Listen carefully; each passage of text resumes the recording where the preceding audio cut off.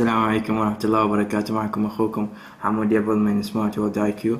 اليوم سوف أشرح لكم بداية الانستولز. مثل ما تعرفون الانستولز انغلق قبل فترة، انطبع عليه ما يفتح لنا.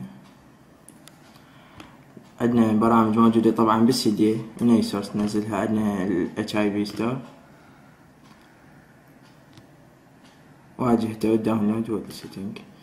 عندنا ال في شير، طبعا هو برنامج صيني بس معرب، أنا منزل النسخة الإنجليزية. نفس الحالة هون، طبعا التحديث. الهوم طبعا هو أكثر برامج صينية، بس تقدر تبحث على أي، مثلا نكتب فيسبوك.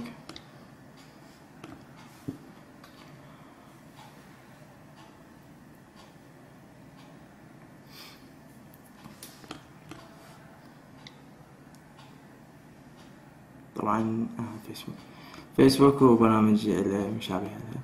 وعندنا هنا القوائم، جيمز وابس وسيرش والداونلود، هذا برنامج جاي تنزله، والتحديثات. عندنا هنا ال IPA ستور، نفس الحالة، هوم والقوائم والسيرش. نيو ابس والنيو ابديت.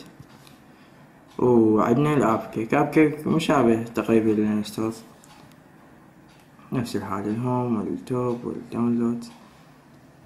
هذه كان بعض برامج الانستولز البديلة له. ان شاء الله يعجبكم الشرح. شكرا على المشاهدة، لا تنسون اللايك والمتابعة.